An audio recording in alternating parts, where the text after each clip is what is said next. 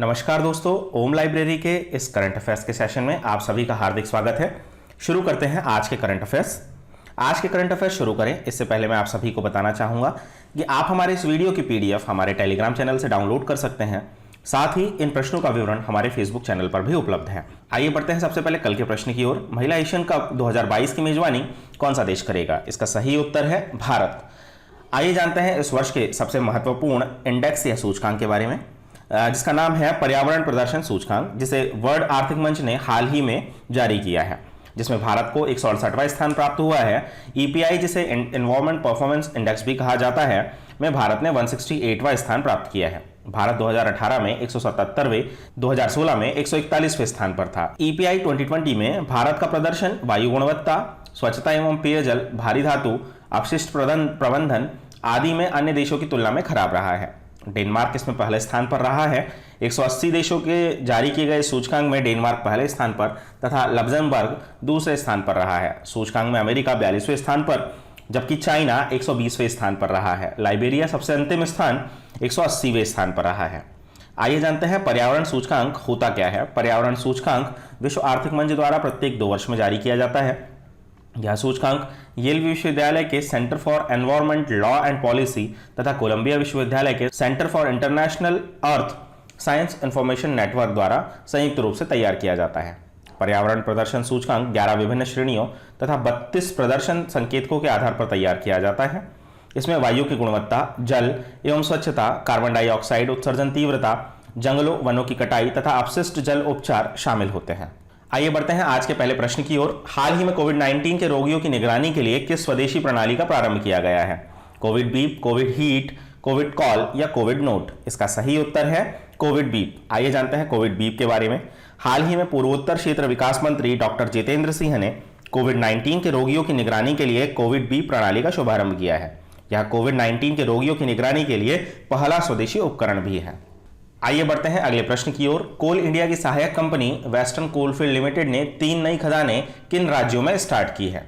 महाराष्ट्र, राजस्थान, मध्य प्रदेश या ए और सी दोनों, अर्थात महाराष्ट्र और राजस्थान, मध्य प्रदेश दोनों? इसका सही उत्तर है ए और सी, महाराष्ट्र और मध्य प्रदेश दोनों। आइए जानते हैं इन कोयला फील्ड्स के बारे में। वेस्टर्न कोल फील्ड्स लिमिटेड, जिसे वोकिल भी कहा जाता है, कोल इंडिया लिमिटेड की 8 सहायक कंपनियों में से एक है, जो कि कोयला मंत्रालय के प्रशासनिक नियंत्रण में है। इसे 1956 के कंपनी अधिनियम के तहत अधिग्रहित किया गया है। हाल ही में कोल इंडिया की सहायक कंपनी वेस्टर्न कोलफील्ड लिमिटेड ने 3 नई खदानें खोली हैं। ये 3 नई खदानें महाराष्ट्र के नागपुर क्षेत्र के अदासा खदान, जो एक भूमिगत खुली खदान है, मध्य प्रदेश के कान्हन क्षेत्र में शारदा भूमिगत खदान और पेंच क्षेत्र के धनकसा भूमिगत खदान है, जिनकी संयुक्त वार्षिक उत्पादन क्षमता 2.9 मिलियन टन है। इस अवसर पर कंपनी ने अपने खनन कार्यों की निगरानी करने के लिए WCLI नाम की एक ऐप भी लॉन्च की है। इसके साथ ही अपने कर्मचारियों एवं हितधारकों से जुड़ने के लिए संवाद के नाम से एक ऐप भी लॉन्च किया है। बढ़ते हैं अगले प्रश्न की ओर। किस राज्य की सरकार ने हाल ही में प्राइवेट नौकरियों में युवाओं को 75% आरक्षण देने की घोषणा की है? पंजाब, महाराष्ट्र, हरियाणा या गुजरात? इसका सही उत्तर है हरियाणा। आइए जानते हैं हरियाणा के बारे में। क्षेत्रफल के आधार पर यह भारत का 21वां सबसे बड़ा राज्य है। साथ ही यह पहला राज्य है जहां पर 1970 में देश के सभी गांवों में, मतलब प्रदेश के सभी गांवों में बिजली पहुंचा दी गई थी। इसकी राजधानी चंडीगढ़ है। बढ़ते हैं अगले प्रश्न की ओर। भारत में आतंकवाद की पैथोलॉजी पुस्तक के रचनाकार कौन है? शशि थरूर, वेद मारवाह, जयशंकर प्रसाद या मनमोहन सिंह? इसका सही उत्तर है वेद मारवाह। आइए जानते हैं वेद मारवाह के बारे में। हाल ही में दिल्ली के पूर्व पुलिस आयुक्त वेद मारवाह का निधन हो गया। वे 87 वर्ष के थे। इनकी 2 पुस्तकें आपको याद रखनी है, अनसिविल वॉर और भारत में आतंकवाद की पैथोलॉजी। ये 2 मुख्य पुस्तकें वेद मारवाह की हैं, जिसे आपको याद रखना है। श्री वेद मारवाह एक उत्कृष्ट सिविल सेवक और एक योग्य प्रशासक भी थे। बढ़ते हैं अगले प्रश्न की ओर। हाल ही में कोरोना वायरस से प्रभावित रोगियों के गले में एकत्र नमूने के लिए एक स्वदेशी नेसोफोरेंजियल सफलतापूर्वक किस संस्था ने विकसित किया है? NCL Pune, ICMR Delhi, IISc Bangalore या DRDO दिल्ली? इसका सही उत्तर है NCL पुणे। आइए जानते हैं NCL पुणे के बारे में। हाल ही में नेशनल केमिकल लैबोरेटरी पुणे ने कोरोना वायरस से प्रभावित रोगियों के गले की गुहा से निकलने वाले एकत्रित नमूने के आधार लिए एक स्वदेशी नेसोफियल सफलतापूर्वक विकसित किया है। नेसोफोरेंजियल स्वाब गुणवत्ता, बहुलक ग्रेड, आयाम और विसंक्रमण के कड़े निर्देशों के युक्त एक चिकित्सा उपकरण है।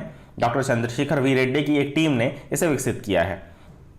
NCL एक भारतीय सरकारी अनुसंधान प्रयोगशाला है जो वैज्ञानिक और औद्योगिकी अनुसंधान परिषद के तहत काम करती है। बढ़ते हैं अगले प्रश्न की ओर। हाल ही में गृह मंत्रालय ने सीमावर्ती क्षेत्र विकास या बॉर्डर एरिया डेवलपमेंट प्रोग्राम के तहत किन देशों से सटे सीमावर्ती क्षेत्रों को सुदृढ़ करने हेतु एक नए दिशा निर्देश जारी किए हैं? पाकिस्तान, नेपाल, चीन या बांग्लादेश? इसका सही उत्तर है चीन। वित्तीय वर्ष 2020-21 में सीमावर्ती क्षेत्र विकास कार्यक्रम हेतु 784 करोड़ रुपए आवंटित किए गए हैं। राज्यों और केंद्र शासित प्रदेशों से लगने वाली अंतर्राष्ट्रीय सीमा की लंबाई तथा जनसंख्या जैसे विभिन्न मापदंडों के आधार पर इस धनराशि को वितरित किया गया है। भारत और चीन के बीच हालिया घटनाक्रम के मद्देनजर सीमावर्ती क्षेत्रों के बेहतर प्रबंधन के लिए बुनियादी ढांचे का निर्माण एक रणनीतिक कदम है। बढ़ते हैं अगले प्रश्न की ओर। मुबाडाला ने हाल ही में जियो की 1.85 हिस्सेदारी खरीदी है। इस कंपनी का मुख्यालय कहां पर स्थित है? दोहा, न्यूयॉर्क, अबू धाबी या रोम? इसका सही उत्तर है अबू धाबी। आइए जानते हैं मुबाडाला के बारे में। हाल ही में अबू धाबी स्थित संप्रभक निदेशक मुबाडाला कंपनी ने 9,093.60 करोड़ रुपए में जियो की 1.85% हिस्सेदारी खरीद ली है। मुबाडाला अबू धाबी की ग्लोबल इन्वेस्टमेंट कंपनी है। मुबाडाला अबू धाबी की सॉवरेन इन्वेस्टमेंट है। ये अबू धाबी सरकार की ग्लोबल पोर्टफोलियो मैनेजर भी है। 5 महाद्वीपों में 229 अरब डॉलर का पोर्टफोलियो यह मैनेज करती है। मुबाडाला निवेश कंपनी यूएई की अर्थव्यवस्था को बदलने के लिए दुनिया भर में नवाचार और निवेश कर रहा है। इसकी स्थापना 2002 में की गई थी। मुबाडाला इन्वेस्टमेंट कंपनी के प्रबंध निर्देशक और सीईओ खलादुन अल मुबारक है। आइए बढ़ते हैं अगले प्रश्न की ओर। हाल ही में जावेद अख्तर को गहन सोच, धर्मनिरपेक्षता तथा मानवीय मूल्यों के विकास में योगदान हेतु किस प्रतिष्ठित अवार्ड से सम्मानित किया गया है? रिचर्ड डॉकिंस अवार्ड, संगीत कलानिधि अवार्ड, संगीत नाटक अकादमी अवार्ड या दादा साहब फाल्के अवार्ड? इसका सही उत्तर है रिचर्ड डॉकिंस अवार्ड। आइए जानते हैं जावेद अख्तर के बारे में। जावेद अख्तर इस पुरस्कार को पाने वाले पहले भारतीय बन गए हैं। अब जानते हैं कि यह पुरस्कार दिया क्यों जाता है। यह पुरस्कार उस व्यक्ति को दिया जाता है जो सार्वजनिक रूप से तर्कसंगत, धर्मनिरपेक्षता के मूल्यों तथा साइंटिफिक ट्रूथ को बनाए रखने की उद्घोषणा करता है। बढ़ते हैं अगले प्रश्न की ओर। किस राज्य सरकार ने कांत कवि श्रीकांत महापात्रा के द्वारा रचित वंदे उत्कल जननी संगीत गान को 110 साल बाद राज्य गीत की मान्यता दी है? बिहार, पंजाब, उड़ीसा या झारखंड? इसका सही उत्तर है उड़ीसा। उड़ीसा का राज्यगान वंदे उत्कल जननी इन्हीं की कृति है। आइए बढ़ते हैं अगले प्रश्न की ओर। हाल ही में हमजा कोया की केरल में कोविड-19 से मृत्यु हो गई। उनका संबंध किससे था? फुटबॉल, हॉकी, क्रिकेट या वॉलीबॉल? इसका सही उत्तर है फुटबॉल। बढ़ते हैं अगले प्रश्न की ओर। हाल ही में किसे रोमानिया में भारत का अगला राजदूत नियुक्त किया गया है? अमित चतुर्वेदी, नीलम खन्ना, राहुल श्रीवास्तव या पीयूष शर्मा? इसका सही उत्तर है राहुल श्रीवास्तव। बढ़ते हैं अगले प्रश्न की ओर। हाल ही में यूएनडीपी के लिए goodwill ambassador to the poor नियुक्त किसे किया गया है? राजीव सिंह, ब्रजेश नवनीत, एम मित्रा या अनीता कोटवानी? इसका सही उत्तर है एम मित्रा।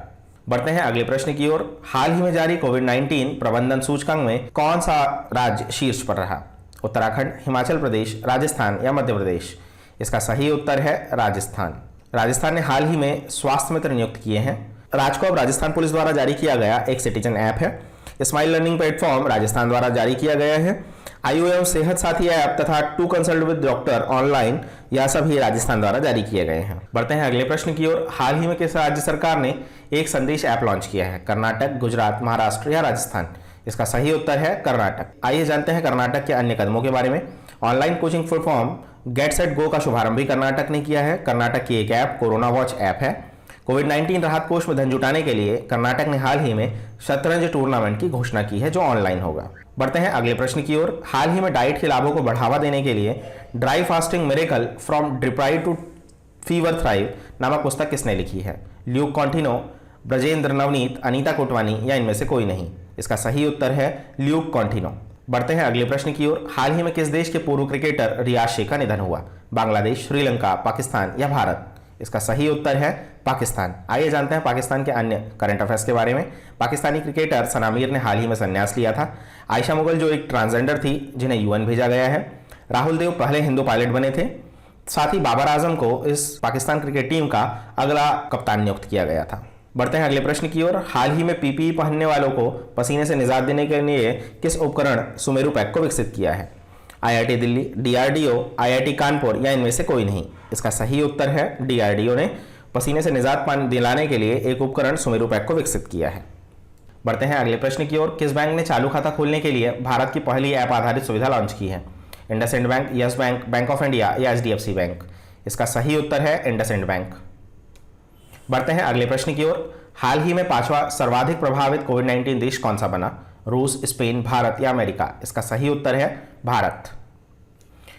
दोस्तों, इस प्रकार हमारे आज के करंट अफेयर्स का सेशन यहीं समाप्त होता है। आप सभी के लिए आज का प्रश्न, हाल ही में सुप्रसिद्ध व्यक्तित्व चिरंजीवी सारजा का निधन हुआ। वह किन फिल्मों के मशहूर अभिनेता थे? कन्नड़, गुजराती, मराठी या भोजपुरी? आप सभी को अपने उत्तर कमेंट बॉक्स में देने हैं। आई होप कि आप सभी को हमारा आज का प्रोग्राम पसंद आया होगा। यदि आप सभी को हमारा प्रोग्राम पसंद आया है तो हमारे फेसबुक चैनल पर हमें लाइक करें, यूट्यूब पर हमें सब्सक्राइब करें तथा लाइक करें और अपने प्रश्नों का उत्तर कमेंट बॉक्स में देना ना भूलें। धन्यवाद।